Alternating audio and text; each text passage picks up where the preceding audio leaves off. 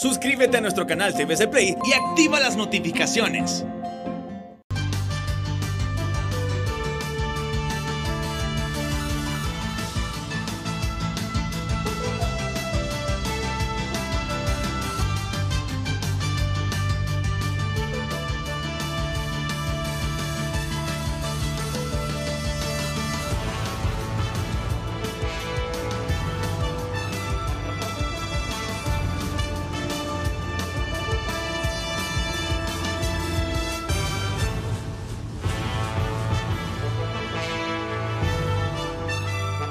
Hola, muy buenos días, muy buenos días. Miren que uno no termina de arreglarse, inclusive ya estando en pantalla.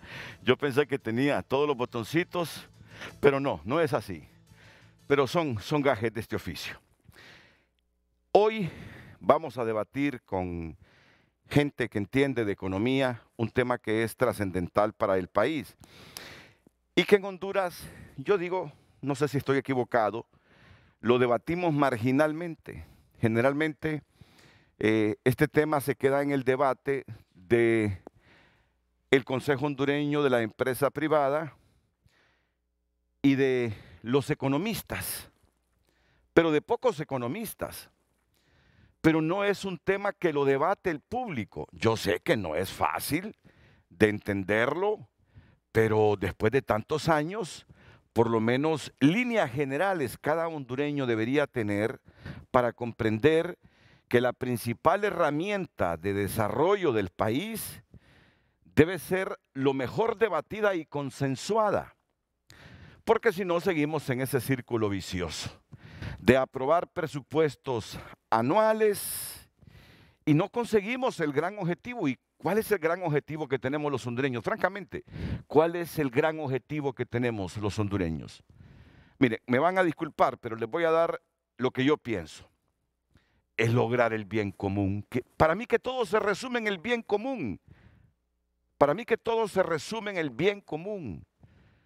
En que haya igualdad. En que así como hay gente que va a los mejores hospitales del país porque tiene suficientes ingresos, así el resto de la gente que no tiene altos ingresos tenga la capacidad de ir a los mejores hospitales, si no privados, porque no los puede pagar públicos. Entonces, para eso necesitamos crear riqueza, tener buenos presupuestos, presupuestos bien financiados, bien sustentados y dirigidos a las áreas que el país necesita para lograr ese bien común. Buena educación, buena salud, que son armas fundamentales para tener éxito en la vida. Entonces, esta mañana yo he invitado a varios hondureños que desde siempre los he escuchado debatiendo el proyecto de presupuesto. Algunos han estado dentro del engranaje público armando, construyendo estos presupuestos.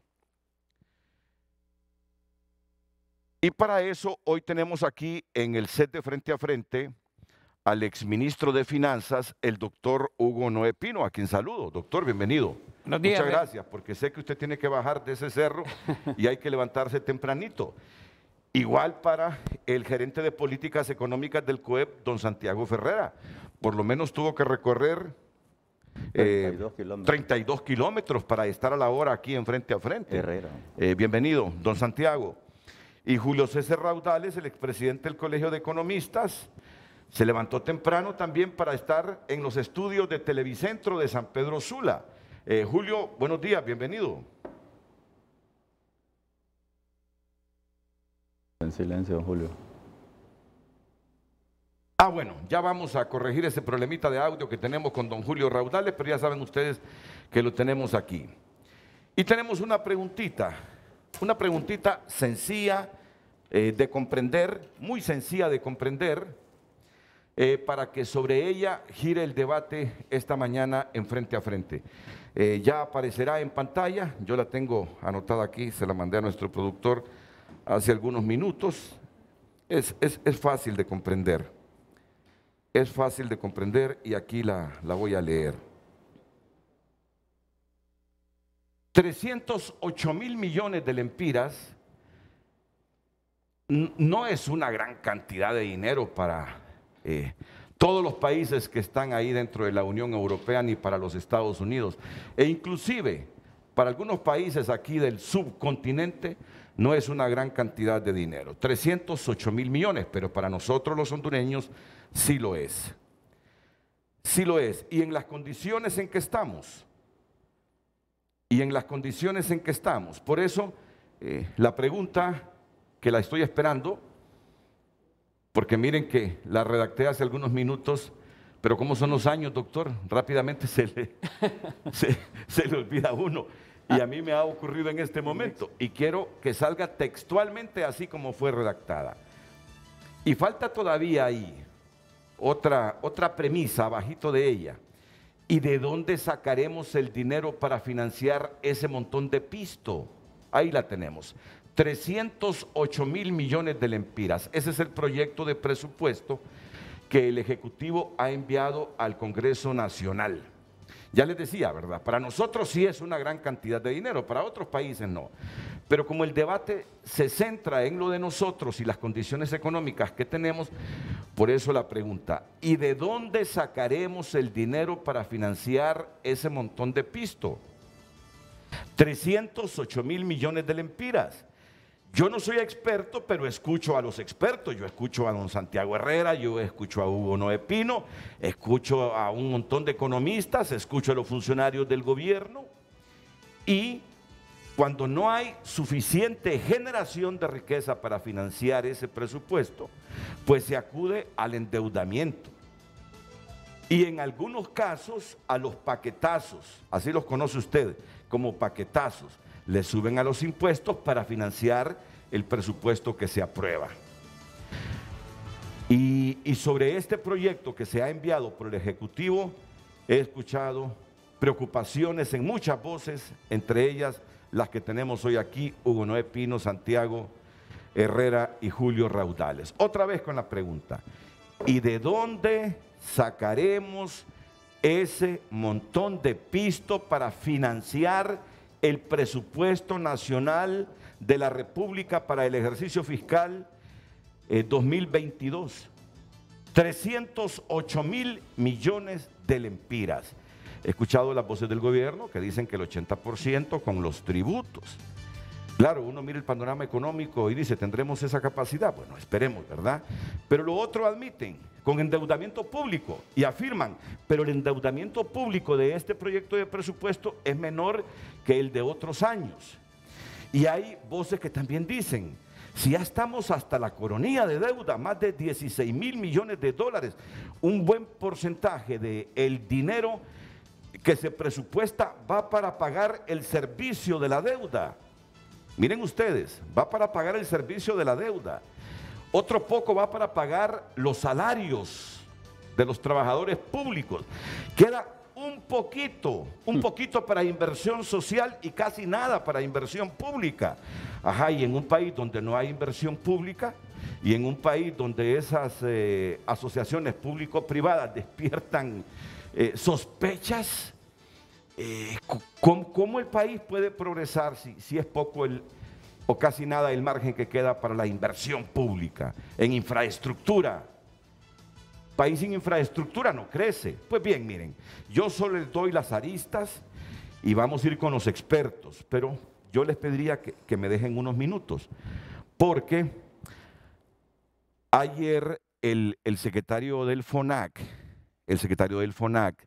dijo aquí en Frente a Frente que no hay que restarle debate a la campaña electoral. Es decir, la oposición tiene todo el derecho de reclamarle al partido en el gobierno lo malo que ha hecho o lo que ha dejado de hacer y proponer una alternativa a la gente que va a ir a votar. En eso estamos totalmente claros. La oposición tiene todo el derecho de ser intensa en el debate y de restregarle al oficialismo lo malo que ha hecho, lo que ha dejado de hacer. Pero lo que se propone es dejar ese discurso de puños, de golpes, que puede terminar en balas y en orgías de sangre. Eso es lo que se quiere evitar. no volver el discurso de la oposición pasivo, como allanándole el camino al oficialismo. No se trata de eso, sino tratar de dosificar esa violencia verbal para que no se convierta en sangre en la campaña, en el día de las elecciones o después de las elecciones. Pues bien, ayer un grupo de personas aquí surgió espontáneamente, propuso un acuerdo de paz en ese sentido, ¿verdad? En ese sentido. Pero también dice Omar Rivera, pero esto dice, este acuerdo debe abarcar, dice, a aquellos que dirigen los hilos del país, dice, a los poderes fácticos, dice. Fue muy amplio de repente con los poderes fácticos, pero bueno, así es, lo avalaron todo el resto de panelistas aquí. Y mencionó a diversos empresarios, mencionó al expresidente Carlos Flores. Y bueno, todo el mundo tiene derecho a réplica. Y hoy el editorial de Diario La Tribuna, a menos que ya la producción tenga lo que dijo Omar Rivera, bueno, ya lo tienen. Qué mejor entonces que recordar lo que dijo Omar Rivera. Buenos días, muy contento de estar con buenos amigos aquí y en su programa, Renato. Hay tres elementos que me parecen destacados y seré bastante concreto. El primero es lo que usted mencionaba. Los funcionarios electorales deben darse cuenta. La mención de Omar, si duró como 20 minutos, es de buscar justo la partecita donde decía eso. Si no, el programa se nos va a repetir el programa de ayer. Mejor quedémonos aquí. Lo que dijo Omar fue lo que les dije yo hace algunos minutos.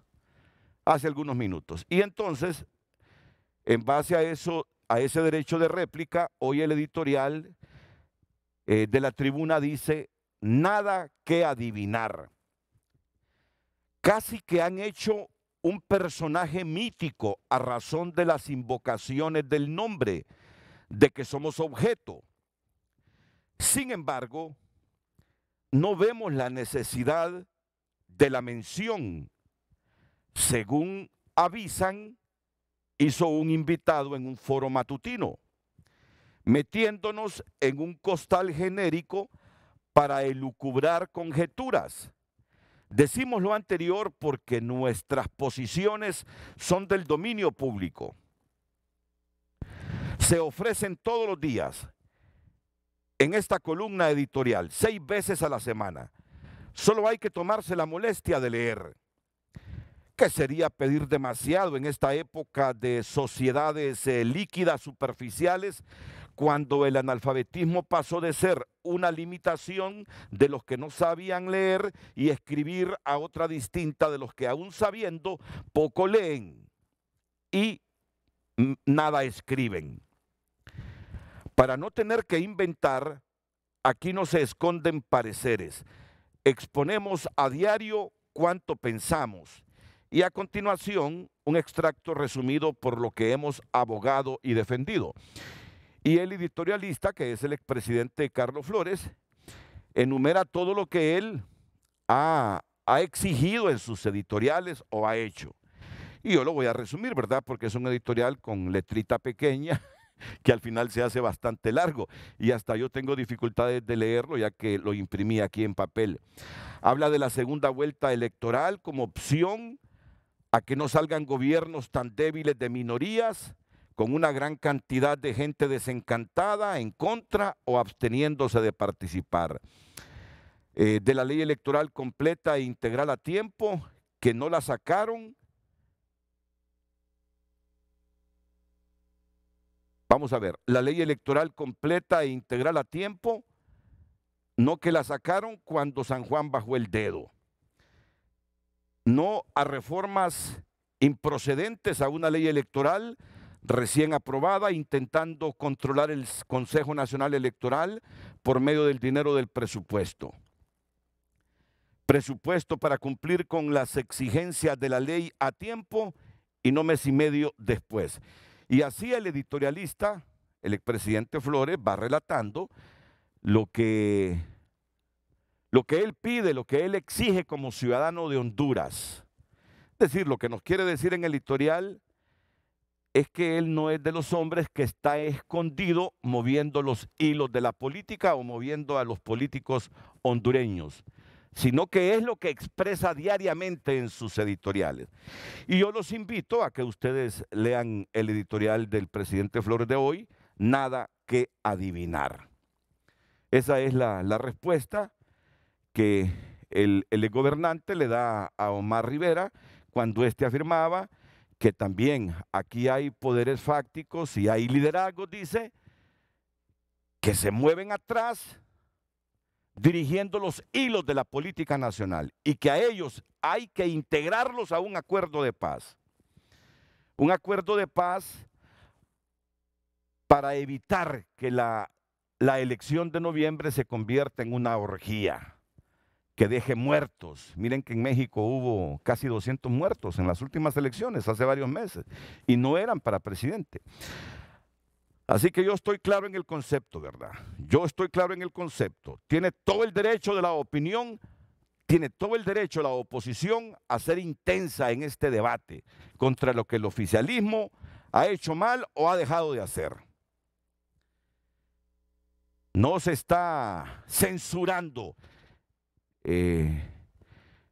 cualquier esquema de propaganda electoral dicho en el discurso de los opositores para convencer a los que vamos a ejercer el sufragio el 28 de noviembre.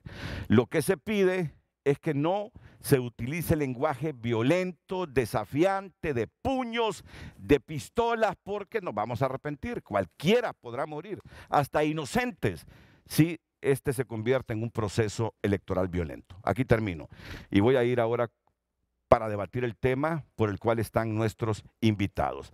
De nuevo la pregunta para que nos recordemos de ella y usted participe aquí en el programa. ¿Y de dónde sacaremos el dinero para financiar ese montón de pisto que contempla el proyecto de presupuesto para el ejercicio fiscal 2022? 308.000 millones de lempiras. ¿Estamos preparados, doctor Hugo Pino, ya para comenzar el debate? Buenos días, Renato. Nuevamente me da mucho gusto estar en su programa, al igual que con la compañía de Santiago y de Julio Raudales. Si me permite, Renato, en primer lugar me gustaría enviar un cálido saludo de felicitaciones a los maestros y maestras de todo el país, que hoy, 17 de septiembre, celebran su día. Un reconocimiento a los maestros y maestras por todo el aporte que ellos hacen, y en especial a dos maestras, Renato, que quiero felicitar. A mi profesora de primero y segundo año, la profesora Marta Cubas, que todavía vive ya de avanzada edad, y a mi madre Lidia Pino de Noé, que por 25 años estuvo enseñando y que en el cielo nos mira y realmente nos acompaña. Así que para ellas un caluroso abrazo, y para todos los maestros y maestras de nuestro país. No, pero ya usted no es que nos arrastró, no, nos estimuló también a saludar a maestros. ¿Quién no tiene maestros que uno recuerde para toda la vida, don Santiago, en el caso suyo? Sí, muy buenos días, don Renato, doctor Hugo Noé Pino, Julio Raudales a la distancia. En mi caso, a mi suegra, doña Francisca Matamoros de Alcántara, una maestra de generaciones, 30 años o más de servicio, murió el año pasado, de 83 años.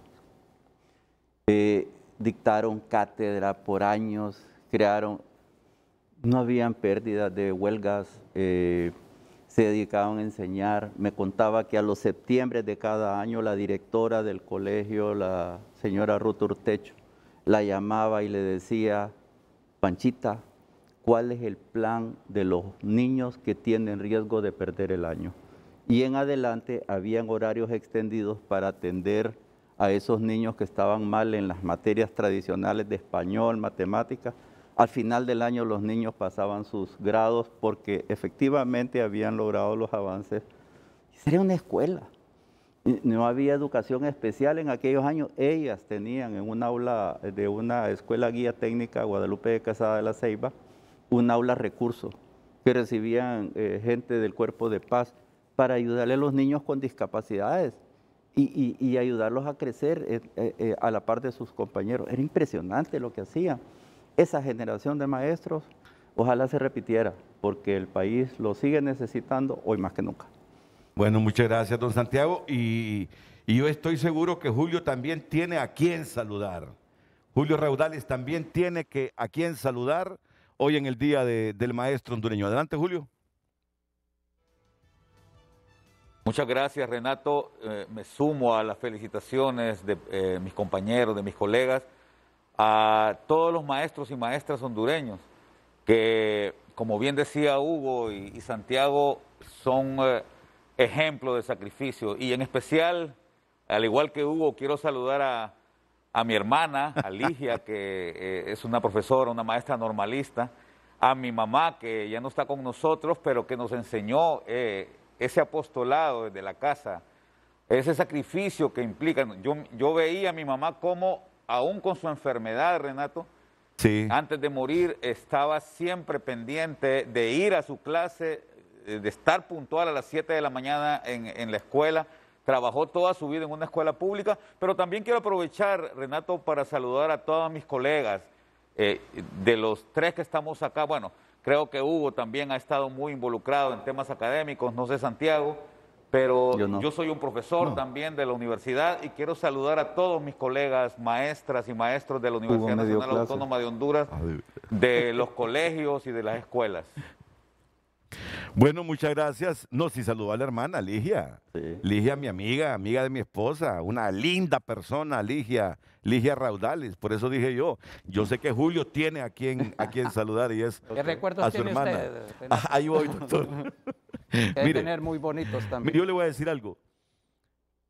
Mi primer maestro fue mi padre, que de Dios goce. Mire, desde los 4 años, exigiéndome aprender a leer. Él y mi papá solo hizo primero de ciclo común.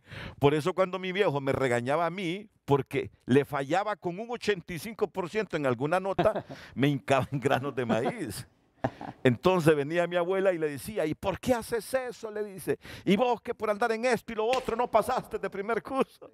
Pero él quería ver en mí lo que él no pudo hacer por diversas razones. Entonces él comenzó, ¿verdad?, a enseñarme. Pero yo quisiera mencionar todos los nombres de los maestros, pero no puedo. Uno se va generalmente por quien le enseñó definitivamente a leer y escribir.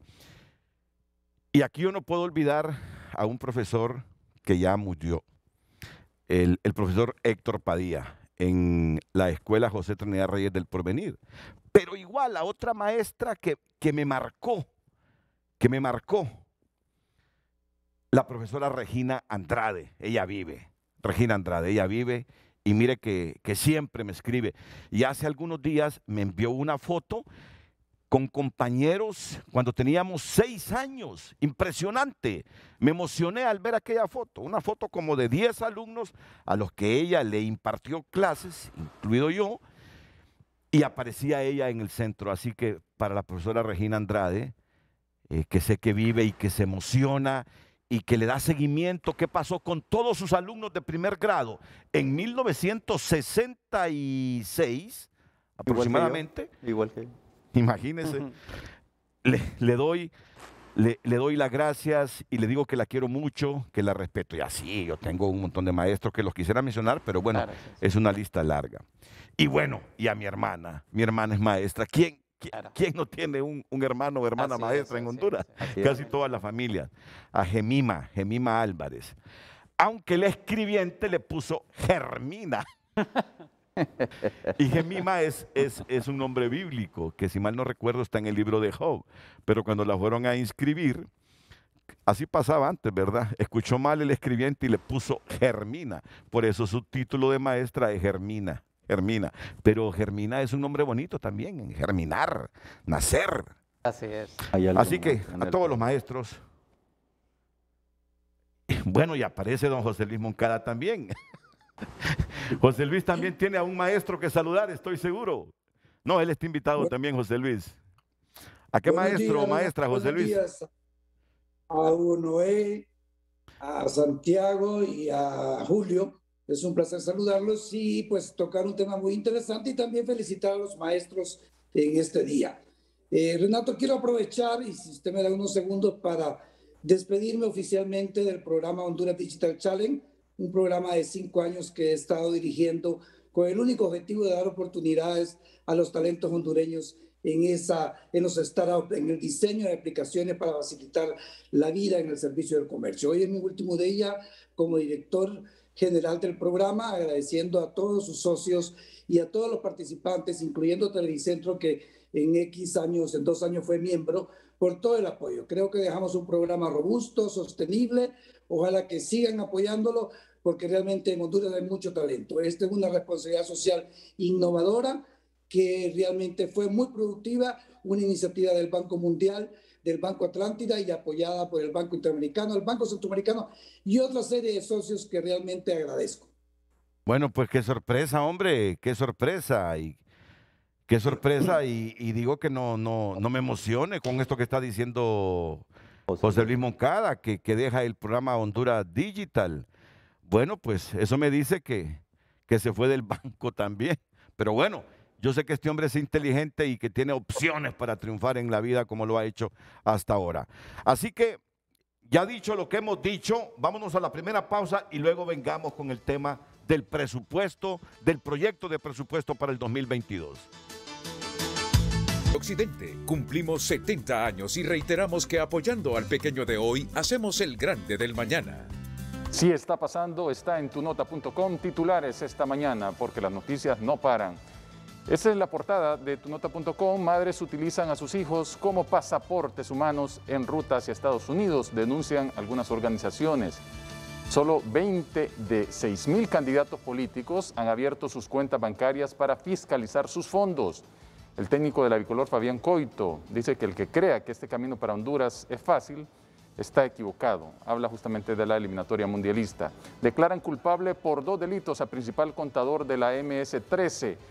Asociación de Funeraria registra 770 muertes por COVID-19 en lo que va de septiembre. Estas y otras noticias están disponibles para que usted las amplíe y por cortesía de Banco de Occidente. Cumplimos 70 años. Reiteramos nuestro compromiso que apoyando al pequeño de hoy, hacemos el grande del mañana. Banco de Occidente, 70 años. Hoy en Tu Nota fue presentado por Banco de Occidente. Cumplimos 70 años y reiteramos que apoyando al pequeño de hoy, hacemos el grande del mañana. ¿Y de dónde sacaremos el dinero para financiar ese montón de pisto? 308,000 millones de lempiras. Es el proyecto de presupuesto general de ingresos y egresos de la República para el ejercicio fiscal 2022. Escuchemos a don Santiago Herrera del Consejo Hondureño de la Empresa Privada. ¿Cuáles son las valoraciones primarias que tiene sobre este proyecto, don Santiago? Gracias, Renato. 308,000 millones, unos dicen que es poco, otros dicen que es mucho, la mayoría que es mucho. Y cuando decimos mucho, ¿qué quiere decir mucho? En El Salvador, el presupuesto general de ingresos y egresos de la nación representa aproximadamente el 16% del PIB. En Nicaragua el 18%, en Costa Rica el 30%, en Guatemala menos, en Panamá el 45% y en Honduras el 49%. Quiere decir que de cada lempira que producimos en Honduras, 50 centavos se lo gasta el gobierno. Y eso quiere decir grande, bien grande. Okay. Para nosotros como economistas no es tanto cuánto es, sino cómo se va a financiar. Y según lo que podemos ver, pues hay un alto porcentaje de eso que se va a financiar con deuda, más deuda.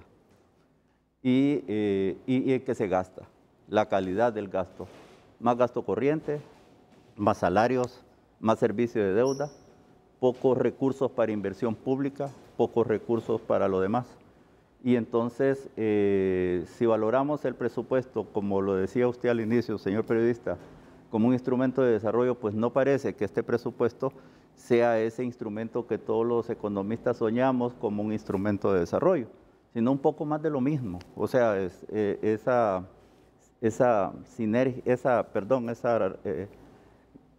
crecimiento natural que va teniendo el presupuesto, en porcentaje más de 20,000 millones, creo, con respecto al año pasado. Por ejemplo, en el caso de la Administración Central, el presupuesto de este año 2021 era de 162,000 millones. El presupuesto vigente, según uno lo que puede ver en el seguimiento del presupuesto, son 173.000 millones. 79.000. No, el vigente ajustado, el original 162, el ajustado 173 y el presupuestado para el 2022 179.000 millones.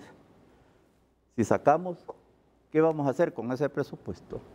El 33.5% se va a destinar a salarios y el 29.5% se va a destinar a servicio de deuda.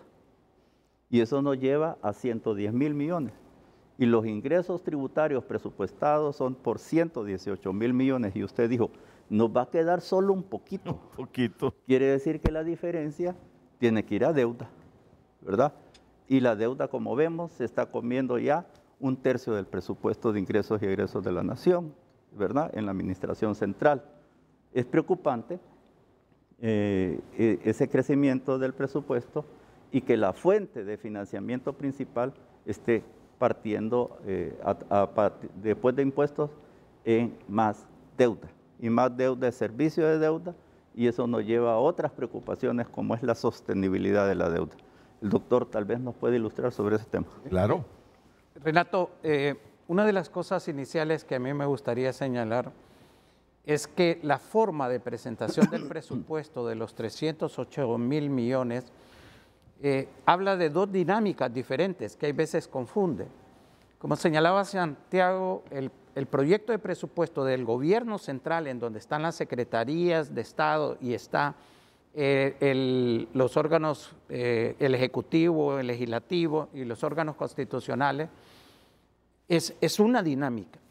El resto del sector público es otra, y entonces se miden completamente diferentes. Miren, en el resto del sector público hay 5 grupos. Están las empresas estatales. Estas empresas estatales venden servicios. Eso es lo que hacen, cobran y venden servicios. Solo se constituyen carga al gobierno central cuando son deficitarias, sí, como la ENE, en primer lugar. Están las universidades públicas, pero las universidades públicas reciben las transferencias del gobierno central. Están los institutos de previsión. Los institutos de previsión no cobran impuestos. Los institutos de previsión reciben las contribuciones de los maestros o los empleados públicos o de los militares y el gobierno aporta su parte como patrón. Están también otras partes descentralizadas. Entonces la dinámica es totalmente diferente. El peso realmente del sector público en la economía desde el punto de vista de los impuestos está en el gobierno central, en la parte que corresponde a 179.000 millones. Así es. Entonces, ahí es donde debemos centrar el análisis, no sin descuidar la otra parte, en primer lugar. En segundo lugar, obviamente, ¿cuáles son las características de este presupuesto? Usted señalaba eso y es muy importante y hay que repetirlo. La política fiscal, decía Joseph Schumpeter, uno de los economistas más grandes que hemos tenido en la historia económica, refleja las aspiraciones y los deseos de una sociedad, hacia dónde quiere ir, cómo quiere marchar. Y muchas veces nosotros centramos la atención en el gasto, y es importante hacerlo, pero también en los ingresos. Es decir, a quién se le cobra, cómo se le cobra. Entonces, la parte de la estructura tributaria, la parte del gasto, a dónde va destinado, la parte de la transparencia en el uso de los recursos, Renato, correcto, es importantísimo. Y obviamente el tema de la deuda, porque la diferencia, como se señalaba, entre ingresos y egresos es realmente muy fuerte. Mire, con la pandemia venimos de un déficit del gobierno central de 7% el año pasado, 7% del PIB este año, y se busca bajarlo a 4.2% el próximo año. Pero ¿qué es lo que ha sucedido el presupuesto en el tiempo? Porque es importante verlo. Cuando Santiago dice el presupuesto es más de lo mismo, yo coincido completamente con él, porque no tiene esa característica de desarrollo. Las asignaciones presupuestarias En el 2010, educación representaba 32% del gasto del gobierno central. En el 2019, antes de la pandemia, representaba 19.5%. Salud representaba 15%, en el 2019 representaba 11%. Obviamente con la pandemia se le ha dado, porque sería inaudito que no se le diera más recursos, pero el tema de la deuda, el endeudamiento que hemos tenido, usted mencionaba 16.000 millones de lempiras. Mire, en los dólares. De dólares, perdón. De dólares. En los últimos años, Renato, hemos pagado aproximadamente en promedio 38.000 millones de lempiras. Para este año, y ahí es donde la pregunta, para ir concretando, ¿cómo se va a financiar? Estamos repitiendo de que, y es correcto, en que el presupuesto del sector público en general, el 80% se va a financiar con ingresos del Estado. Pero cuando va al gobierno central, es 69.5%. Y el resto, casi un 30%, es con deuda. Es decir, estamos... Y además, en la parte del gasto, usted está... en promedio, en los últimos años, hemos estado dedicando 25% del gasto del gobierno central al servicio de la deuda, capital más interés. Ahora sube a 29%. Entonces, lo que usted encuentra, no que la deuda... a mí me llama la atención cuando los funcionarios públicos dicen que la deuda es manejable, que nos podemos seguir endeudando. Cuando usted mira realmente lo que está dedicando este año, casi 50.000 millones de lempiras al pago de la deuda, y el presupuesto de la Secretaría de Salud es 21.000 millones de lempiras. Usted dice, tendría 2 veces el presupuesto de salud o 1 vez y media el presupuesto de educación. Estamos dedicando una gran cantidad. Ahora, en todo este tiempo, lo que ha aumentado es el gasto en seguridad.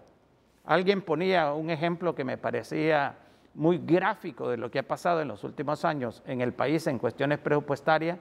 Mire usted cuántos metros de construcción en el área de construcción. Era José Luis, sí, ahí tomo el autor. Tiene razón José Luis, porque era él.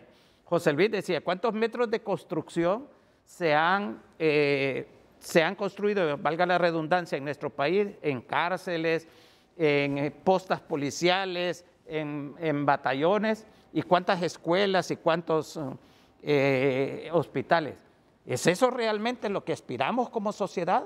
¿Está reflejado ahí las necesidades del país? Obviamente que no lo están. Entonces, este presupuesto realmente no es un presupuesto en función de desarrollo. Lo que se va a gastar en inversión real, es 2.5% del PIB, cuando la recomendación en general es 5 o 6%. Sí. Y eso es debido a la actitud realmente prepotente, soberbia, de que nosotros somos los que decidimos el presupuesto. Aquí no hay nadie que consultarle. Esa socialización, ahí está Santiago, que forma parte de los grupos a quienes se le explican el presupuesto. Eso lo que se le hacen es explicarle el presupuesto, pero eso no es participación. Participación es cuando usted expresa una opinión y se la toman en cuenta, cuando diferentes grupos. Entonces, estamos ante, ya va a haber otra vez en diciembre lo que ha sucedido todos estos años. Se le dispensa 2 debates al presupuesto, la comisión de presupuesto del dictamen, y lo aprueban así. Y coincido con usted, Renato, el presupuesto general de la República es uno de los elementos más importantes en la buena marcha del país. Bueno, pero es que solo mire usted dónde se concentró la fuerza del discurso del presidente Hernández el 15 de septiembre, destacando la construcción de edificios de policía y de todos los suministros para la policía y para las Fuerzas Armadas. Así es. Bueno, es que es la visión del presidente y su partido justamente invertir más en estas áreas. Yo así lo deduzco en función de lo que usted me está diciendo, que que el país está estancado en muchas cosas y que la plata o el dinero se prioriza en otras áreas, como la parte militar, la parte policial. Pero es la visión del partido que nos gobierna. Claro. Ahora, nos toca a nosotros, como votantes, analizar si en este momento de la historia del país es más importante ese tipo de inversión que inversión en las otras áreas, ¿verdad? Por eso es que es bueno escuchar estos debates, reflexionar y qué nos plantea cada partido político para tener el voto más inteligente el próximo 28 de noviembre. Renato, solo le agrego lo siguiente. En 7 años, casi 9 meses que tiene Juan Orlando de estar en el poder, ¿cuándo lo ha visto usted en un colegio o en una escuela? ¿O cuándo lo ha visto visitando un hospital? Eso determina las prioridades del gasto público y ahí es donde ha habido una terrible distorsión. Julio, con este proyecto de presupuesto, si se aprueba tal como va, porque ya sabemos nosotros cuál es la mecánica en el Congreso Nacional, generalmente no se le discute al Ejecutivo el proyecto de presupuesto que envía.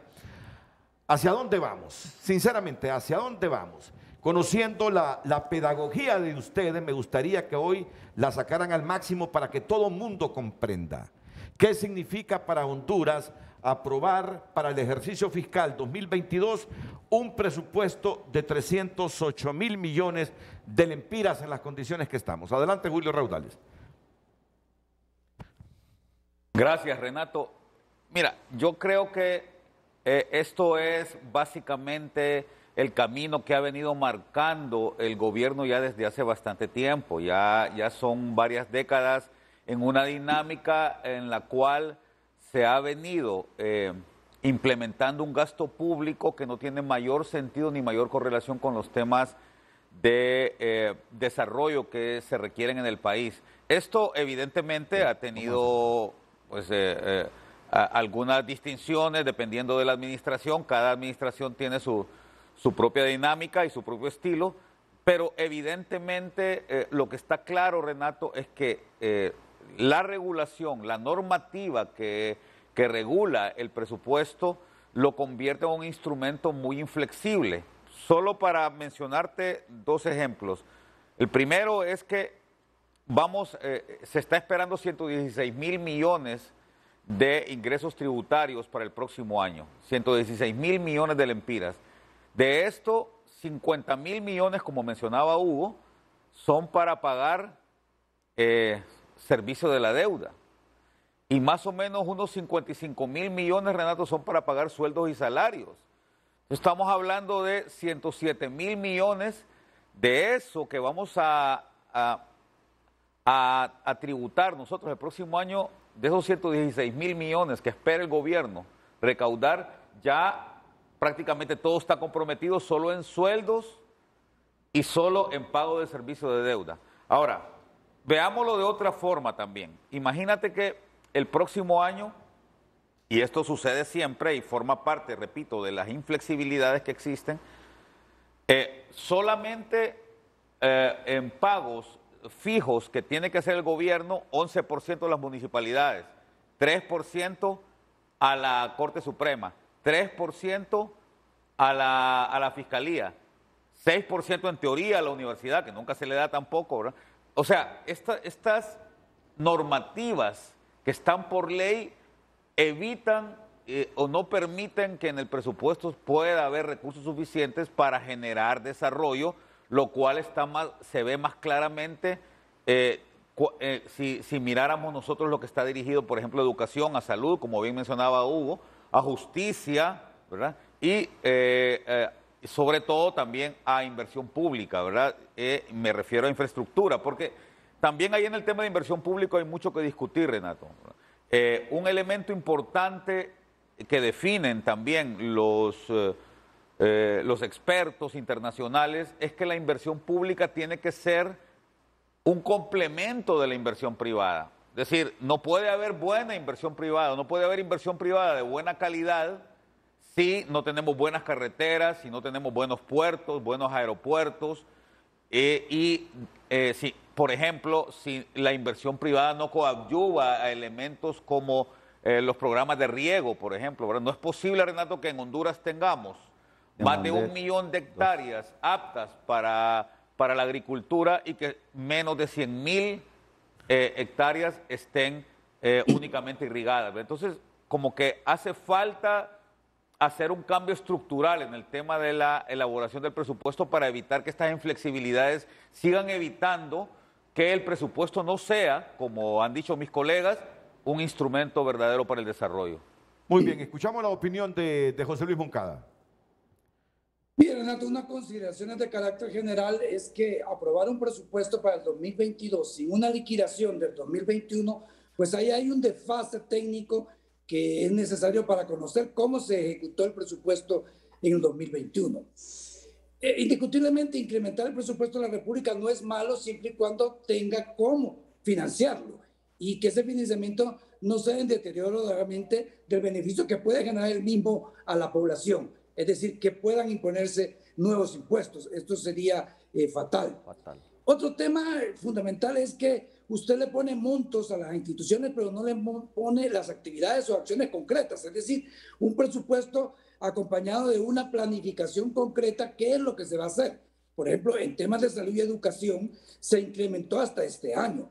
Como decía Hugo, yo lo mencioné, indiscutiblemente hay más metros de construcción de cárceles y de puestos de policía que de educación y salud, porque las prioridades del gobierno han sido otras y esto nos ha afectado sustantivamente en muchos de los indicadores. Un presupuesto debería reflejar un crecimiento en diferentes ámbitos de la economía y social y contrario a eso, en estos últimos 12 años los indicadores más importantes, pobreza, desarrollo humano, competitividad y más, han ido a la baja. Eso quiere decir que el presupuesto no ha tenido un efecto en el desarrollo individual, ni mucho menos en un desarrollo común o de equipo o de grupos económicos del país. Indiscutiblemente yo veo el presupuesto muy tradicional, lo mismo de siempre. Si estamos en un presupuesto que tiene implicaciones en una recuperación económica por la pandemia, por los 2 huracanes, a mí me hubiera gustado ver un rubro específico de recuperación económica del país y en qué se va a invertir tanto el ingreso del presupuesto como la cooperación internacional a favor de una planificación de recuperación del país en una forma ordenada.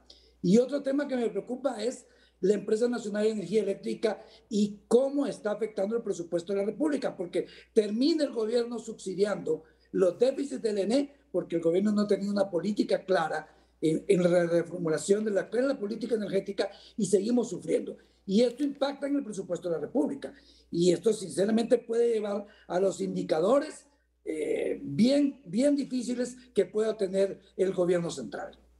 Bueno, muchas gracias, José Luis Moncada. Son las 7:57. Me escribe Ismael Cepeda del Foro Social de la Deuda Externa y me dice, otro gran problema para el presupuesto es quién lo ejecutará, debido a que será un nuevo gobierno, que es un punto muy importante.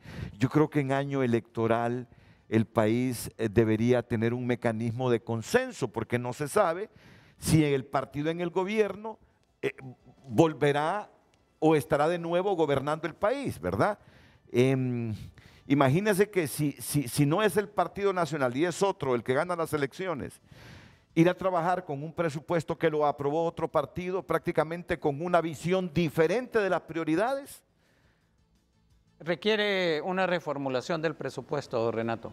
Realmente, una vez que un nuevo partido llega al poder, tiene que hacer, las prioridades son totalmente diferentes y más en el contexto actual.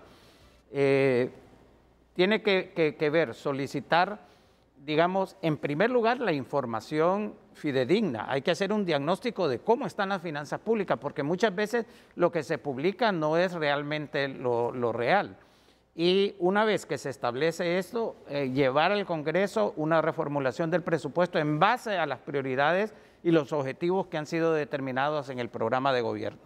Ok, permítanme una pausa y los invito para que sigan pendientes de este debate. Es fundamental para Honduras que todos comprendamos el alcance del presupuesto general de ingresos y egresos para un ejercicio fiscal. Es importante que toda la población, indistintamente de su nivel de conocimientos, comprenda y sea capaz de demandar, de exigir el mejor presupuesto, el presupuesto más racional y mejor ejecutado, y donde se prioricen bien las áreas a invertir, porque es un país que no le sobra el dinero, por lo tanto debe ser capaz de definir dónde se requiere la mayor parte de la inversión. Y el problema es que el margen que queda de inversión es mínimo.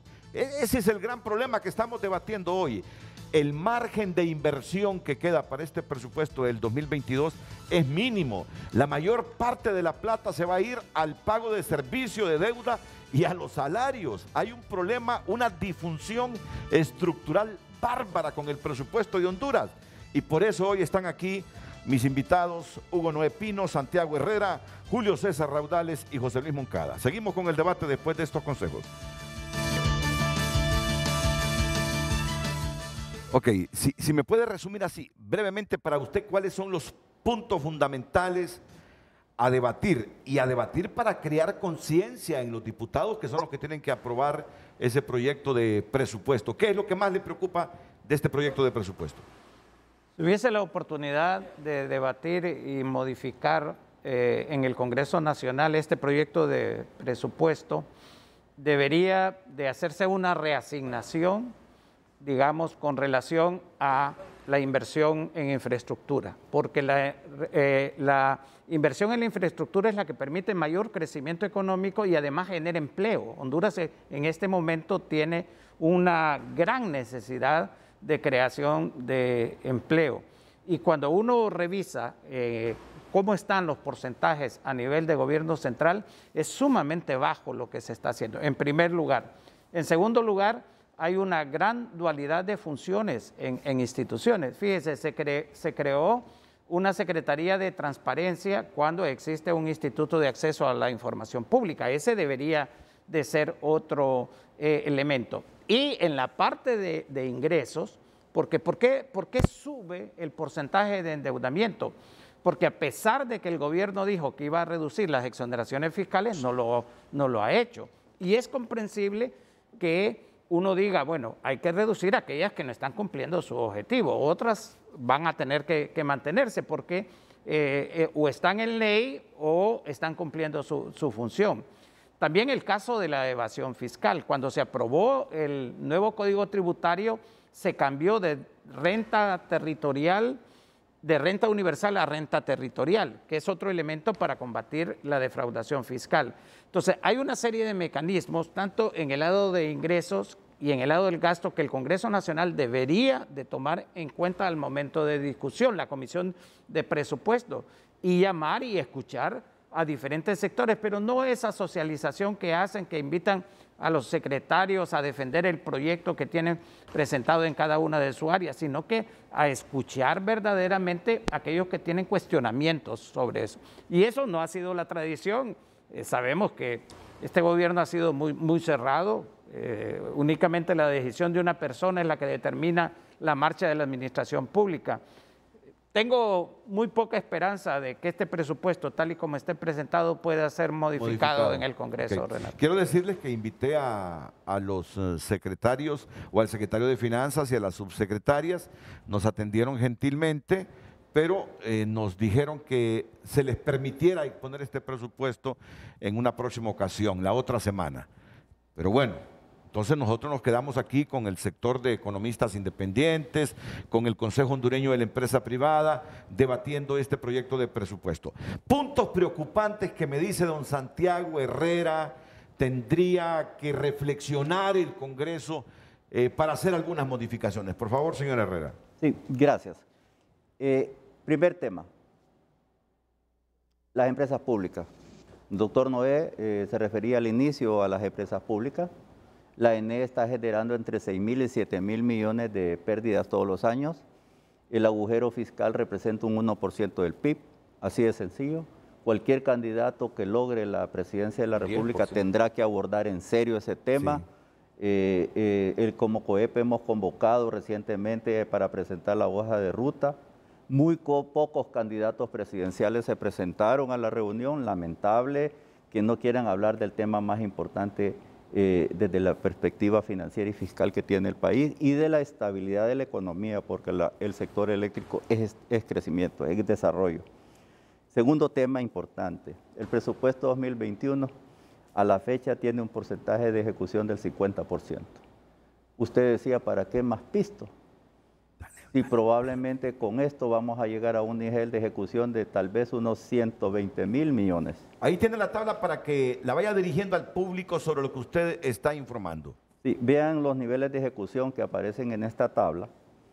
Realmente la Presidencia de la República con un porcentaje de ejecución de 99.65%, el despacho de la Secretaría de la Presidencia 83%, el registro de las personas 75%, el Poder Judicial 65%, el Ministerio Público 62%.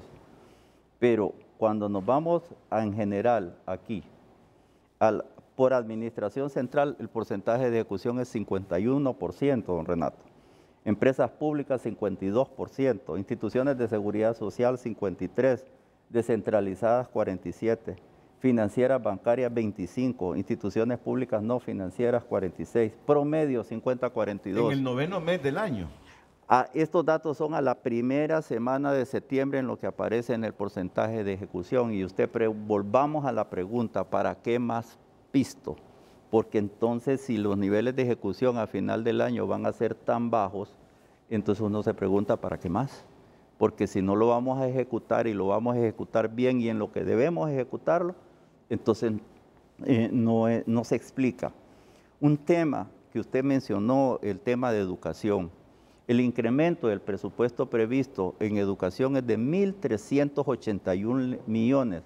Probablemente una buena parte de esos 1.381 millones van a ser más salarios para los maestros que hoy celebran su día. Sin embargo, por ejemplo, de las 17.000 escuelas públicas que hay, 9.000 no tienen agua, no tienen techo, no tienen ventanas, requieren una inversión de 2.900 millones. Aquí no se ven, por lo menos hasta donde hemos visto. Vamos a escudriñar más el presupuesto en esta semana, que ya lo tenemos, para ver si hay algún tipo de detalles. Y el tema de inversión pública.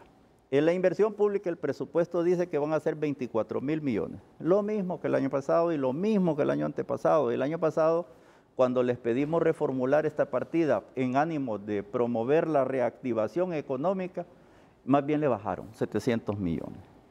De esos 24.000, 7.000 se llaman gasto social. O sea que es un gasto que lo dedican a inversión social, pero no son bienes de capital. Efectivamente, bienes capitalizables, el presupuesto solo tiene un 3.5%. Santiago, o sea, nada. Déjeme agregar ahí que de esos 7.000 que usted señala, buena parte de eso van a fideicomisos, que tiene otra dinámica con la parte del presupuesto. Y un elemento adicional. Renato, con la crisis de la pandemia y las tormentas, un 10% de las empresas cerraron. Un 59% de las empresas siguen declarando estar en problemas, ¿verdad? Y entonces, muy pocas empresas han sobrevivido y han crecido sustancialmente con la crisis. Las de telefonía probablemente, que vienen servicios de internet en este tema de la disrupción. Entonces usted dice, si las empresas están complicadas, si tienen dificultades de sostenibilidad, si no hay dónde generar los ahorros que necesita para invertir, que la inversión nacional representa más del 80% de la inversión privada. Sí.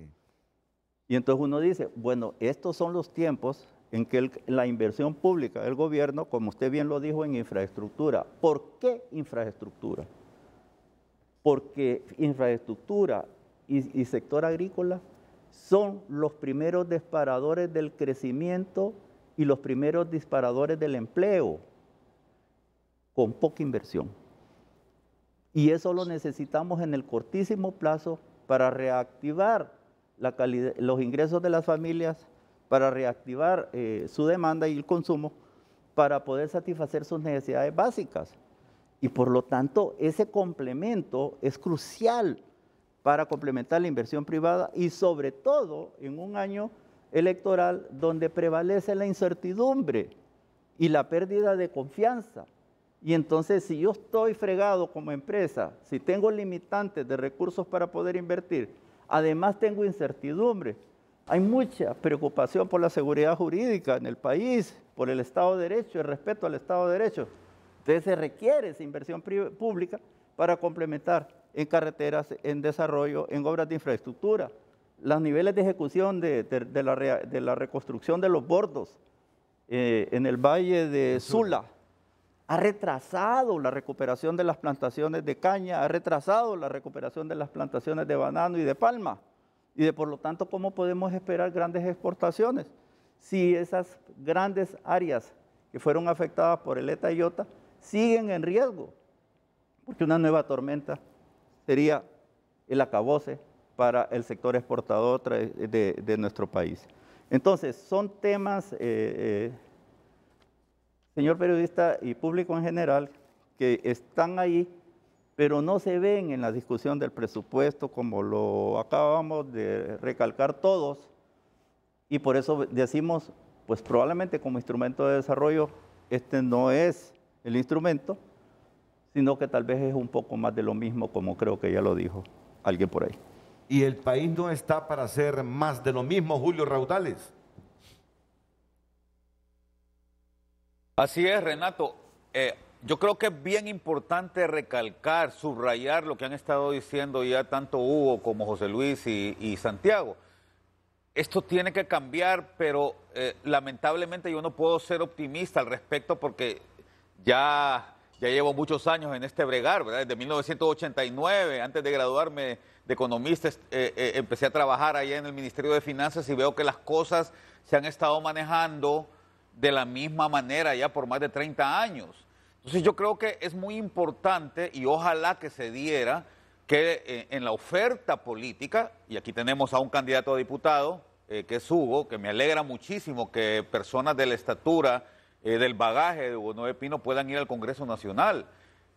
Ojalá que existiera la voluntad política por parte de las autoridades que van a tomar posesión a partir del 27 de enero, sea quien sea, para hacer una verdadera reingeniería en el sector público, en todo lo que tiene que ver con la fiscalidad.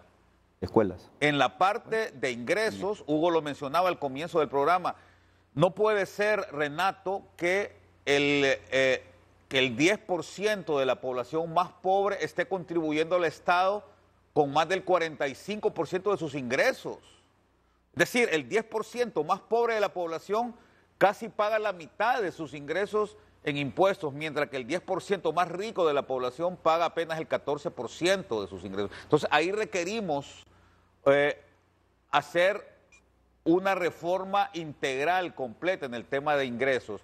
También en el tema de gasto, porque el gasto público, Renato, y está demostrado por diversos estudios, una gran cantidad de trabajos que han hecho el BID, la CEPAL, la Universidad Nacional Autónoma de Honduras, el ICEFI, el FOSDE, demuestran que el gasto público en Honduras es altamente regresivo y que sobre todo es sumamente ineficiente. ¿Por qué? Porque no tiene prácticamente ninguna correlación positiva, ningún impacto en la población más pobre del país. Y solo te doy un ejemplo al respecto de esto.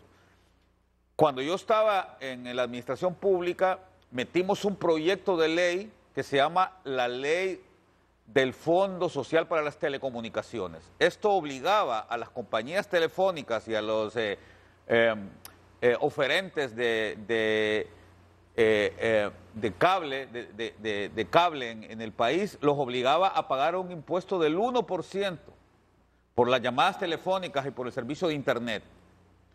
Este fondo más o menos recauda unos 900 millones de lempiras al año, Renato.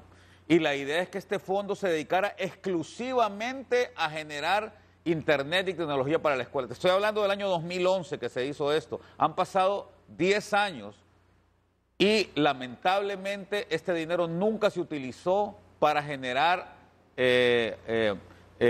tecnología en escuelas, en colegios, y nos agarró la pandemia y lamentablemente se ha perdido prácticamente 2 años. Es un drama esto, Renato, y lo digo hoy, Día del Maestro, es terrible, una niña, un niño que el año pasado entraron a primer grado, que el año 2020 entraron a primer grado, el próximo año van a ir a cuarto grado, Renato. ¿Cómo es posible sin prácticamente haber ido a clases en la mayoría de las 17,000 escuelas que mencionaba Santiago? Entonces, es un drama que estos niños, estas niñas, prácticamente no aprovecharon el tiempo porque el gobierno no fue eficiente en el uso adecuado de los recursos. Y un tercer elemento, ya para cerrar, y hablé de los ingresos, hablé de la ineficiencia tremenda del gasto, y también el otro tema crucial es el de la transparencia. Alguien mencionaba, a mí no me dan los números, por cierto, pero creo que fue el señor Ricardo Zúñiga, mencionaba que se pierden 3.000 millones de dólares al año en corrupción en el país. Eso equivale prácticamente a casi la mitad, o a más de la mitad, mejor dicho, de los impuestos, ¿verdad?, que se van a recaudar el próximo año. No sé si esto será cierto o no. Lo que sí es cierto, Renato, es que si vamos a asumir que la ineficiencia, que la ineficacia en el gasto es corrupción, entonces estoy totalmente de acuerdo que pueden ser hasta más de 3.000 millones de dólares. Y profundiza sobre lo que estás diciendo aquí, don Santiago. Sí, el tema de las escuelas es un tema crítico. El retorno seguro a clases, del cual hemos venido hablando recientemente después de haber perdido casi 2 años de educación, una generación que pierde de 10 años, que pierde 2 años, pierde 300 días de clase, Renato, y eso no se recupera, se pierde. ¿Y cómo regresamos a clases seguros? 5.300 escuelas sin agua, 5.695 escuelas sin saneamiento de aguas negras y aguas grises, 14.000 escuelas con problemas de techo, una gran cantidad de escuelas con un profesor y sin energía. ¿Y cómo va a haber clases virtuales si no hay energía? Entonces uno dice, ¿qué estamos haciendo en este sector tan clave para la reactivación futura de la economía? El futuro de nuestra mano de obra, el futuro de nuestros pensantes, si los estamos sacrificando desde ahora, si no les permitimos crecer en la educación básica que es elemental para poder crecer. Vean el tema del empleo, ese es un tema crítico. Cuando pasamos de 5.7 a 10.9% de desempleo abierto, cuando tenemos más de 447,000 desempleados, cuando tenemos más de 700,000 desalentados que ya ni buscan trabajo, cuando tenemos 1 millón de ninis que no estudian ni trabajan, cuando tenemos el 70% de los jóvenes, del empleo, de la situación informal de la economía, cuando tenemos 5 de cada 10 hondureños extremadamente pobres o 7 pobres. Entonces, ¿cómo hacemos para que este elemento del que estamos hablando, el instrumento, empiece conforme a los objetivos de desarrollo sostenible o conforme al plan de nación que tanto hablamos, a contribuir específicamente al desarrollo del país? Esas cifras son claves, señores. Clase política, por favor piensen en ellas. Denos propuestas para tener un voto inteligente, porque si no, no vamos vamos a caminar adelante en esa senda de desarrollo que todos queremos, del famoso crecimiento inclusivo. Nos decía hace algún año doña Alicia Bárcena de la CEPAL, sí, en una plática privada, y me dijo, Santiago, si no crecemos de manera sostenida arriba del 4% en 10 años, y si no somos capaces de reducir al menos un 1% de inequidad por año, no vamos a alcanzar los objetivos de desarrollo sostenible. Y esa debería de ser la agenda prioritaria de todos los que estamos aquí, porque no es una sola responsabilidad del gobierno, sino de todos los actores, de la empresa privada, de las organizaciones de trabajadores, de la sociedad civil, del gobierno y sobre todo de la clase política que hoy se está peleando el poder en las próximas elecciones, y que ojalá esa transición sea suavizada para que podamos hacer un camino hacia un nuevo gobierno en paz y que se ponga a trabajar de verdad. Bueno, antes de ir con José Luis Moncada, después de escucharlos a ustedes, y ese proyecto de presupuesto que me imagino ustedes ya lo han leído, aunque falta profundizar esa lectura para interpretarlo, ¿qué es lo que propone financiar este presupuesto para el 2022? Doctor Pino. Bueno, ya se ha señalado, digamos, que un buen porcentaje va hacia el pago de la deuda y Sí, sueldos y salarios. correcto. Y en la parte de inversión, Renato, en la parte de inversión realmente tenemos no sé reto. si producción nos puede poner la gráfica donde dice inversión pública Apriete el dedo. sectorial. Sí, ahí vamos. Y ahí tenemos, digamos, los porcentajes. Mire, realmente en una situación de pandemia, ¿cuánto va a salud? 3% de un presupuesto del gobierno central de 179.000 millones, inversión en salud son 692 millones. Realmente, prácticamente nada. Si usted lo mira en vivienda social, 3.2, carreteras 17.7, y quiero señalar esto, protección social 19.5, 4.553 millones de lempiras. ¿Qué es lo que está ahí? Bonos Los de programas vida, políticos de la Presidencia de la República, Así es. el programa Vida Mejor, que ese es otro elemento que es muy importante, Renato, lo que tiene que ver con la transparencia en el uso de los recursos públicos. Mire, una de las cosas que está dificultando más el proceso democrático de caras a las elecciones es que el Partido Nacional en el gobierno tiene mucho que esconder con respecto a esto. En esos programas sociales manejados por fideicomisos hay muchos elementos irregulares. Hasta el expresidente Lobo lo señalaba. En ese programa de Cofogones hay toda una trama a través de organizaciones no gubernamentales que han estado en intermedio, que ha sido realmente denunciada. Cuando se den esas auditorías, por eso es que muchas veces se dice que los recursos no ajustan para muchos de los programas, porque parte se va en corrupción, parte se va en precios sobrevalorados que tienen realmente los contratos, por ejemplo, de energía. Entonces hay una serie de mecanismos que a los impuestos que paga la gente, porque la deuda, Renato, la deuda son impuestos futuros. No nos hagamos, siempre hay que pagarla. Aun cuando le pongan ahí que no va a haber más impuestos, pero cuando usted le pone que un 30% se va a financiar con deuda, usted está enviándole. Solamente la deuda pública en Honduras, para que miremos lo que ha sucedido en los últimos años, era alrededor de 3.000 millones en el 2008. ¿Cuánto tenemos ahora? 16.000 millones de lempiras. Dólares. Sigo insistiendo con 16.000 millones de dólares.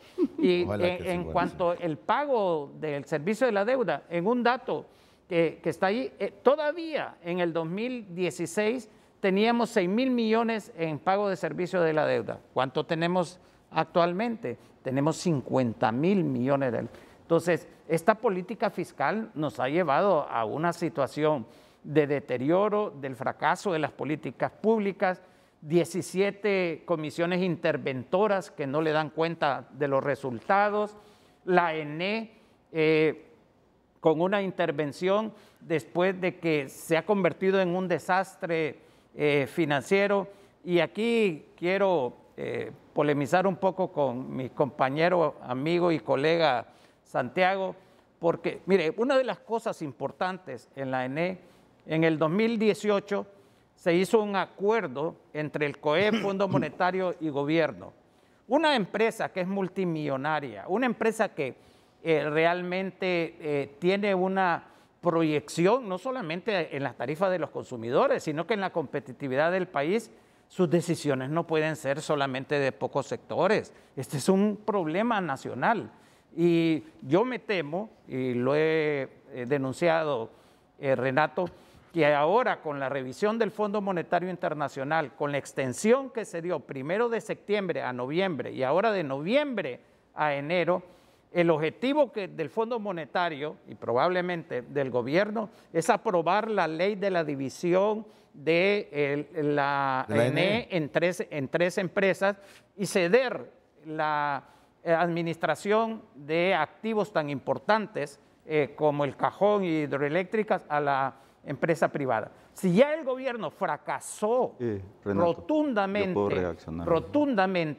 en el manejo de la ENE, que se le deje ese problema al nuevo gobierno para que lo resuelva. No que lo trate de hacer en los últimos 4 meses, porque yo sospecho que ahí hay, así como han habido en otras actividades públicas, serias irregularidades si el Congreso aprueba eso. Y también nos ha sido señalado de que en el Congreso hay una ley para reformar la ley del Banco Central con el objetivo de que el actual directorio se quede 5 o 7 años más. Eso sería terrible porque sería contribuir a todo este deterioro institucional que ha tenido el país en los últimos años. Reclama Hugo Pino que él sospecha que los activos de la NE en estos últimos 4 meses de gestión del Partido Nacional pasen al sector privado. Él dice, dejen al próximo gobierno que intente resolver este problema serio que tiene Honduras,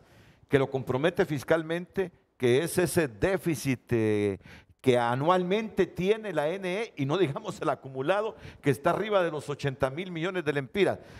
Sobre eso que plantea usted, sobre sus sospechas, doctor, ¿quiere reaccionar, don Santiago? Luego iríamos a la pausa para escuchar la opinión después de José Luis Moncada.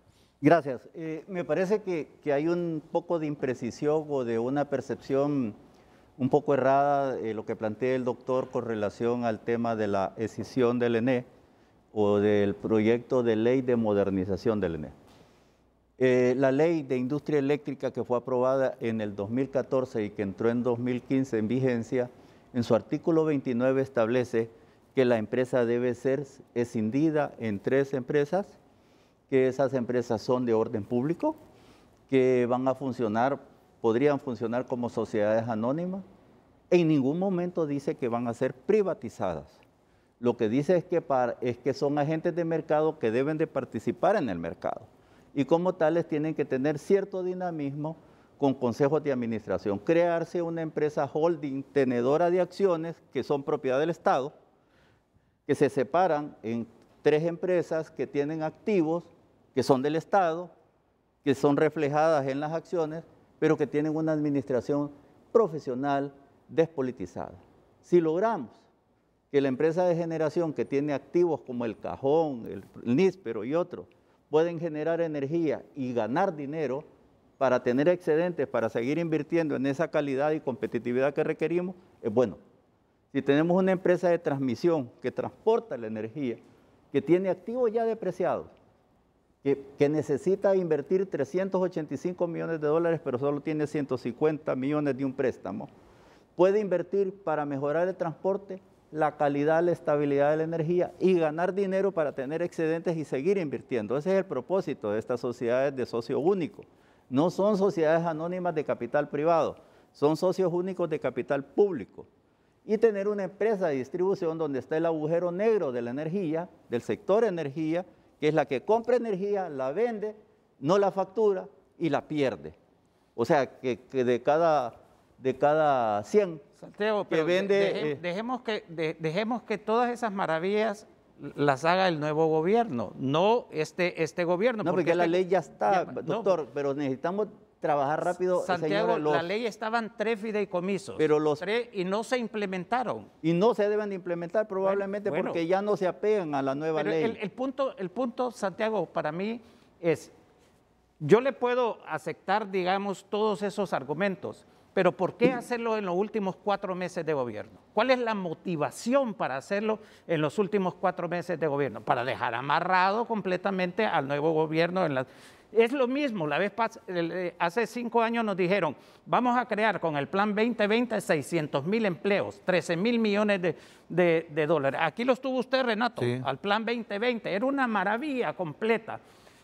Y podemos seguir hablando de los hospitales móviles que vienen de alta tecnología, que va a ser lo máximo para tratar el tema de la pandemia. Lo que se debe entender es que este gobierno, en las actuales circunstancias, no tiene la credibilidad ni la confianza de los ciudadanos hondureños para hacer cosas. Ya solo le hace falta 4. Ahorita lo que debería de estar haciendo el gobierno es rindiendo cuentas. esto ha sido los empleos que hemos tenido, esto ha sido el déficit que bajamos en la ENE, pero tomar decisiones que significa dejar amarrado al nuevo gobierno, eso no es aceptable. Yo no estoy seguro, doctor, que el actual gobierno quiera la decisión del ENE. Y desgraciadamente pero el fondo se la está pidiendo. Manejo político de la ENE es el principal problema. Todas las gestiones altamente politizadas han decidido tomar decisiones que no son técnicas, sino políticas. Cuando usted decide subsidiar la energía es una decisión política. Si no le paga la ENE el subsidio, es una decisión política y genera un agujero fiscal. Si usted decide consumir energía como instituciones públicas o alcaldías y no le paga la ENE, hacer contratos sobrevalorados es una decisión política de la corrupción. Podría también ser decisiones políticas. Necesitamos despolitizar esa empresa para que pueda operar eficientemente como un agente de mercado y competir en el mercado como otra gente según lo que establece la Ley General de Industria Eléctrica. Pero no podemos seguir en el esquema de que sean por decisiones políticas que se van postergando y postergando y postergando y no se resuelven. Los acuerdos sobre eso fueron firmados en octubre del 2018. De esos acuerdos muy pocas cosas se han hecho. Y muy poca gente las conoce, Santiago. No, poca la gente las conoce, pero sí las deberíamos de tomar y debe ser un acuerdo, ojalá, de todas las de la clase política, de decir, señores, no podemos seguir haciendo un juego político con el tema del ENE. Estoy totalmente de Tenemos acuerdo que enfrentar con los problemas con seriedad, con responsabilidad y con valentía y no jugar al voto con los temas de la energía. José Luis. Santiago, yo le haría una pregunta.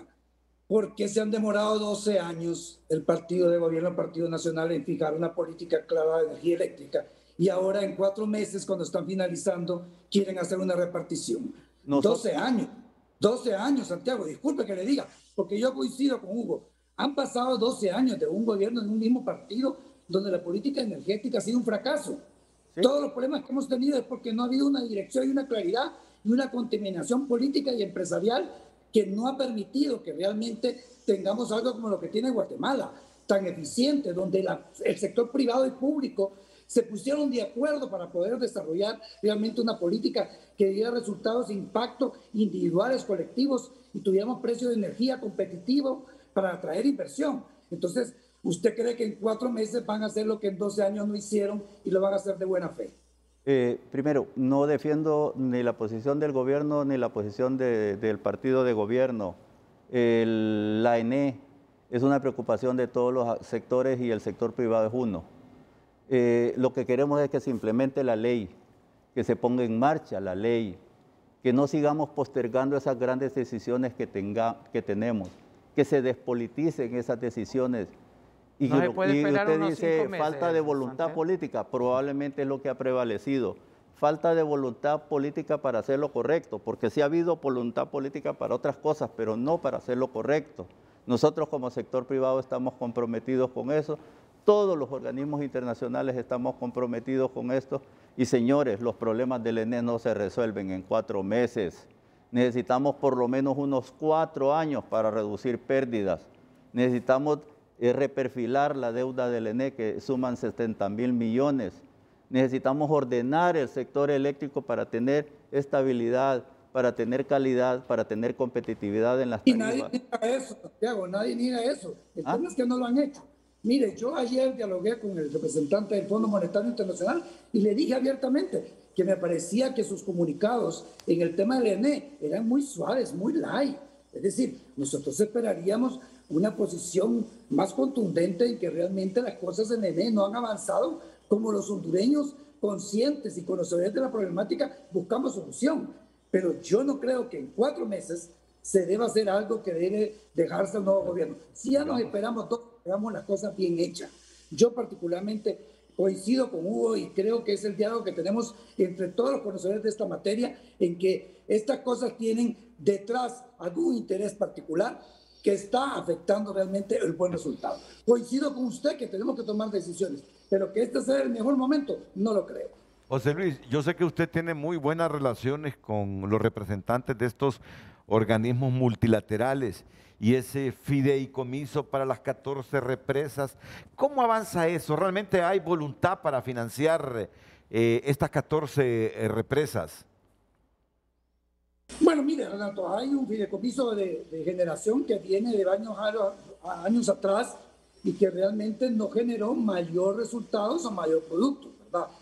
En el tema de Biota y los huracanes en San Pedro Sula, pues se dio la necesidad de que tenían que desarrollarse proyectos hidroeléctricos y represas que pudieran mitigar un poco las inundaciones y también generación de energía eléctrica. Entonces se incluyó en este decreto de este fideicomiso las 14 proyectos que supuestamente tendrá que administrar en forma competitiva a través de llamados a licitación, 14 proyectos que debían de ser. Para algunos es un tema que es cuestionable porque se le está otorgando los 14, para otros no. Yo creo que en la medida que el fideicomiso maneje las cosas transparentemente, eficientemente y con igualdad de condición de participación, puede ser efectivo y puede generar resultados. Pero hay que estar encima de él para no permitir lo que mucha gente especula que se pueda dar. Yo quiero tener la duda y quiero dar la duda de que esto se va a manejar de forma correcta y ojalá que ágil, porque las inundaciones ya se están dando de nuevo en el Valle de Sula y no hemos avanzado. Siguen empezando políticamente en el tema. ¿Con este tema? No, ya. Ok, miren, vamos a ir a una pausa comercial. El otro tema, ya lo anticipaba el doctor Pino, tenemos una deuda pública interna y externa que sobrepasa los 16,000 millones de dólares. Sí. Miren, yo como hondureño, sin ser economista, si yo mirara que ha mejorado sustancialmente la infraestructura, que las condiciones de vida de la gente han mejorado, sigámonos endeudando. De todos modos, esa deuda nos sirve para generar riqueza que se está viendo, que se distribuye correctamente entre la gente, con mejores hospitales públicos, mejores escuelas públicas, mejores carreteras y todo. El problema es que uno mira que va creciendo esa deuda pública y que nos vamos empobreciendo. Así es. Miren, yo sin ser economista, para mí es una tragedia. 16,000 millones de dólares, ¿cuánto es en empiras, doctor? Porque de repente la gente no tiene dimensión. 400,000 millones de lempiras. 400,000 millones de lempiras. ¿Cuánto es lo que estamos pagando en servicio de deuda este año? 50,000. 50,000 millones. Ya te digo. Casi 51 ya te millones. digo. ¿Y en relación al PIB, cuánto representa eso? No, solo sé que es el 29% del presupuesto. Como 8%, Entonces, 8% miren, del PIB. Yo escucho... Dividamos 50,000 entre 680,000, doctor. Eso es lo que estamos pagando de servicio de deuda. Yo escucho a muchos funcionarios decir, pero es que es dinero barato, dicen. Es dinero barato. Y entonces, ayer reflexionábamos... Mire, Renato, sobre eso. Ha habido 7.3% una preocupación, 7.3% sí, muy fuerte. El servicio. De que en los últimos 2 años, a raíz de la pandemia, nos hemos endeudado muy fuerte con el Banco Centroamericano de Integración Económica. El Banco Centroamericano no son baratos los recursos. No son baratos.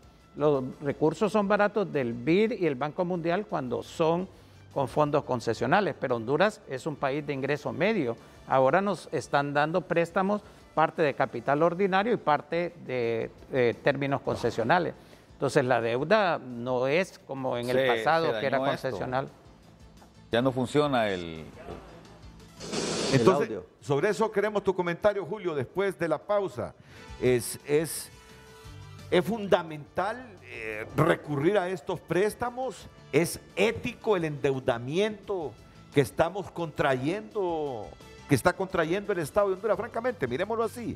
Es ético el endeudamiento que está contrayendo el Estado. Cuando uno mira anualmente cuánto de la recaudación que se hace va al pago de servicio de la deuda, yo creo que vale la pena reflexionar ya en el aspecto ético, doctor, brutal endeudamiento que Honduras contrae. El servicio de la deuda son 52,812 millones, superior en 12,860 millones al valor pagado en 2021. Así es. Bueno, la pausa y seguimos reflexionando sobre esto. Empezar por ahí diciendo algunos datos para que después el doctor...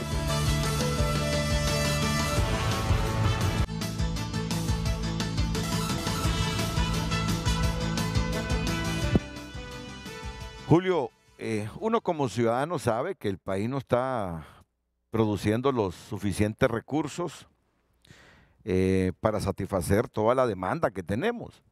Aunque esto es discutible, porque alguien dirá, si generamos los suficientes recursos, si fueran bien administrados. Esto es discutible, esto es discutible.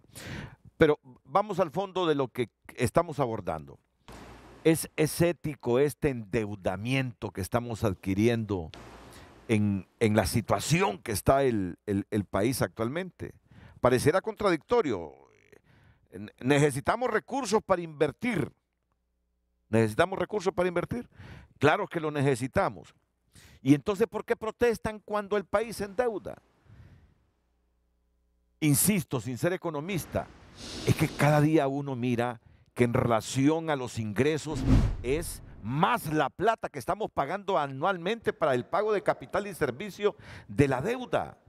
Y cuando uno compara hasta dónde llegamos a tener la deuda en 3.000 o menos de 3.000 millones de dólares y la vemos ahora en 16.000 millones de dólares, y lo que vemos es que no mejora la situación de los hondureños, que aumenta la pobreza general, la pobreza extrema.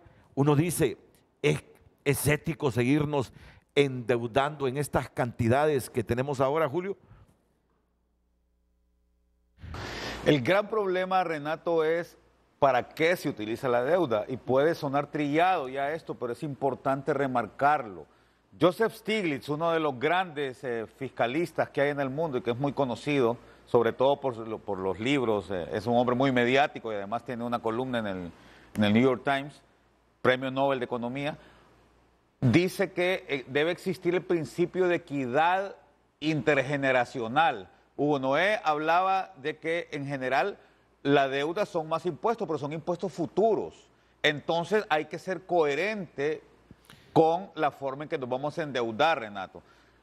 ¿Qué significa esto? Significa que si yo me voy a endeudar, debe ser, y si yo me voy a endeudar y sé que esta deuda la van a pagar mis hijos y mis nietos, entonces yo debo de endeudarme para generar proyectos que beneficien directamente a mis hijos y a mis nietos. ¿Qué es esto? Por ejemplo, una carretera, una represa, un puerto, un aeropuerto, en general infraestructura que yo sé que les va a servir, que la tasa de beneficio que tenga esa deuda que yo voy a contraer beneficie también a mis hijos, ¿verdad? Pero si yo me endeudo para comer el día de hoy, si el país se endeuda únicamente para financiar gasto que se va a llevar a cabo el día de hoy, entonces no estamos siendo equitativos de forma intergeneracional. Esto es muy importante y quiero traer a colación algo de lo que se estaba hablando en el bloque anterior, Renato, porque al final parecía que el programa había derivado en el tema del ENE, pero es que es natural. La ENE es el mayor problema fiscal que tiene Honduras en este momento. Sí, ¿qué significa esto? Que la mayor parte de esos 50.000 millones de lempiras que nos toca pagar, de estos 52.000 millones de lempiras que nos toca pagar el próximo año en concepto de deuda, van a ser en buena medida para tapar ese agujero del ENE. Y ahí yo quiero terciar a la discusión que tenían mis dos colegas, Hugo Noé y Santiago. Mira, han habido dos momentos importantes en el caso del ENE en que se han bajado las pérdidas. El problema en Honduras y el problema del ENE es el mismo problema en toda la fiscalidad del país, y es el tema de la sostenibilidad de las políticas. Así es. En el año 1998, el gobierno había invertido en los años anteriores más o menos unos 62 millones de lempiras y las pérdidas se rebajaron, las pérdidas de la ENE, Renato, se rebajaron el proyecto 7 de 28% a 19%. En el año 2008, invirtiendo más o menos unos 30 millones de lempiras en tecnología, las pérdidas de la ENE se redujeron de 27% a 20%. ¿Por qué no se sostuvieron en estos dos momentos el nivel de pérdidas y por qué no se siguieron rebajando? Simple y sencillamente porque vinieron otros gobernantes, hicieron caso omiso de los avances que se habían logrado en ese momento y empezaron a querer invertir el agua caliente.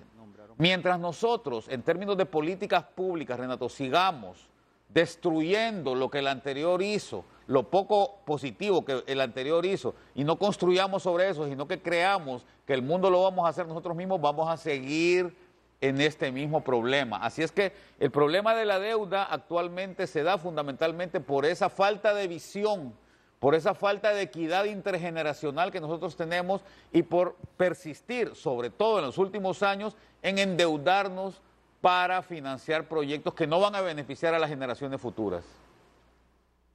Doctor, ¿y don Santiago? Yo le agregaría lo que señalaba, que estoy de acuerdo con Julio, pero hay que ver, digamos, los desfases cuando se habla de esa parte de que los gobiernos no dan seguimiento, porque muy bien señaló Julio que en el 2008 se habían reducido las pérdidas al 20%, ¿y qué vino después? Vino después un golpe de Estado y luego una administración con caracteres peculiares mucho y en donde se inicia todo el proceso de aprobación de contratos sobrevalorados, de nombramientos de gerentes incapaces en la ENEI solo como un crédito a su actividad política.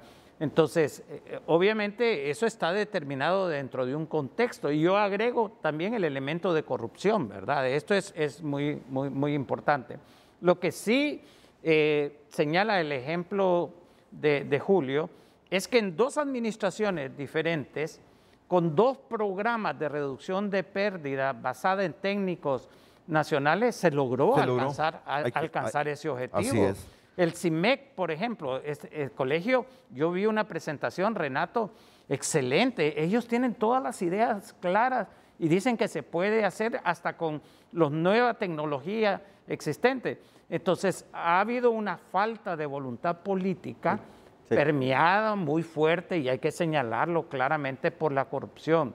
Si no estuviese ese elemento de por medio y si tratáramos de construir una visión colectiva, Renato, del país, una visión en donde caben empresarios, sindicalistas, campesinos, maestros, etcétera. Eso es lo que necesita Honduras. En este momento, lo más importante para Honduras, Renato, aparte de las políticas públicas eficientes, es un pacto social. Nosotros debemos retomar la senda de la armonía, reducir la polarización y el mecanismo último que tenemos es que las elecciones del próximo noviembre sean elecciones democráticas, libres y ampliamente participativas para que se exprese la voluntad popular. Y de ahí, ante la situación tan difícil que nos encontramos, cambio climático, pobreza, desempleo, deuda, hacernos un nudo como sociedad para salir adelante, Renato. Muchas gracias, Santiago.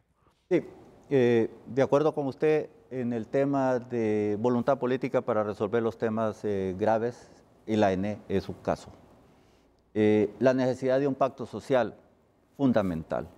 Cuando tenemos ese conflicto social muy fuerte, cuando tenemos una situación social tan deteriorada y tan vulnerable, eso es caldo de cultivo para una explosión social. Y por eso rogamos a la clase política y a todos y a los organismos institucionales que manejan las elecciones, por favor, denle certidumbre, transparencia a esas elecciones, porque si no esto puede estallar. Ojalá que no se repita el episodio 2017. El país no lo necesita ni le conviene. Deuda. Del 2013, con el famoso paquetazo, a 2018, duplicamos los ingresos tributarios. Exactamente se duplicó la cantidad de impuestos de la renta, impuestos sobre venta y todos los demás impuestos, el doble.